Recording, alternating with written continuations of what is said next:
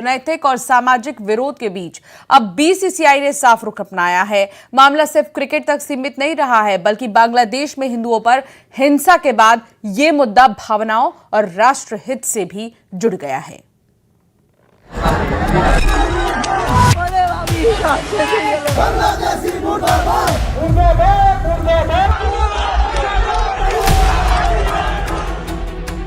बांग्लादेशी तेज गेंदबाज मुस्तफिजुर रहमान को आईपीएल से हटाने की मांगों के बीच बीसीसीआई ने बड़ा फैसला लिया है। बीसीसीआई सचिव देवजीत सकैया ने साफ कर दिया कि बोर्ड ने केकेआर फ्रेंचाइजी को मुस्तफिजुर रहमान को रिलीज करने का निर्देश दिया है। बांग्लादेश में हिंदुओं के खिलाफ हिंसा की घटनाओं के बाद भारत में कई संगठनों और नेताओं ने मुस्तफिजुर रहमान के आईपीएल में खेलने पर आपत्ति जताई थी। इसी दबाव के बीच अब बीसीसीआई का ये फैसला सामने आया है। Recent developments which is going on all across, BCCI has instructed the franchisee KKR to release one of their player Mustafizur Rahman of Bangladesh from their squad, and BCCI has also said that if they ask for any replacement, BCCI is going to allow that replacement. फैसले के बाद सियासी बयानबाजी भी तेज हो गई है। BJP नेता संगीत सोम ने बीसीसीआई और भारत सरकार का आभार जताते हुए कहा कि हिंदुओं की भावनाओं को समझा गया है। शिवसेना यूबीटी के आनंद दुबे ने भी इस कदम का स्वागत किया और इसे सही फैसला बताया। मैं धन्यवाद देता हूं बीसीसीआई और भारत सरकार को कि आपने देश के सैकड़ों करोड़ लोगों की, हिंदुओं की भावनाओं को, सनातनियों की भावनाओं को समझते हुए ये निर्णय लिया।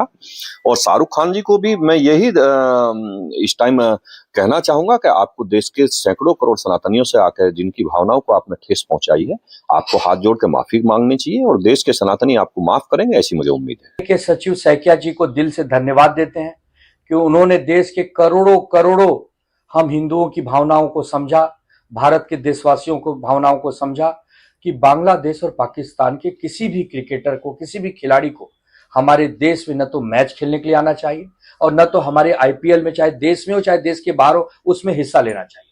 हम सब पहले दिन से विरोध कर रहे हैं कि जब तक बांग्लादेश और पाकिस्तान घुटने पर बैठकर क्षमा याचना हमारे देश से नहीं करता है, उसकी टीम को पूरा बहिष्कार होना चाहिए। हालांकि इस फैसले पर विरोध की आवाजें भी उठी। ऑल इंडिया इमाम संगठन के प्रमुख मौलाना साजिद रशीदी ने इसे खेल को राजनीति से जोड़ने वाला कदम बताया और फैसले पर सवाल खड़े किए।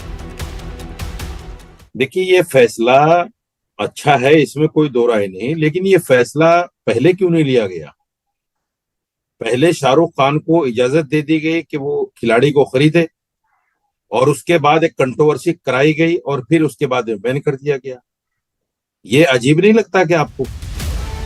इस मुद्दे पर पहले भी तीखे बयान सामने आ चुके हैं। शाहरुख खान को लेकर संगीत सोम की गद्दार वाली पुरानी टिप्पणी हो या कथावाचक देवकीनंदन ठाकुर का विवादित बयान, इन बयानों ने माहौल को और ज्यादा गर्मा दिया है।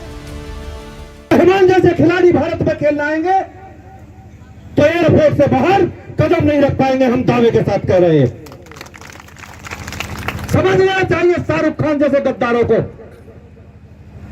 कि जिस तरीके की गद्दारी आप देश के साथ कर रहे हैं, आपको यहां तक अगर आज पहुंचाया तो इस देश के लोगों ने पहुंचाया।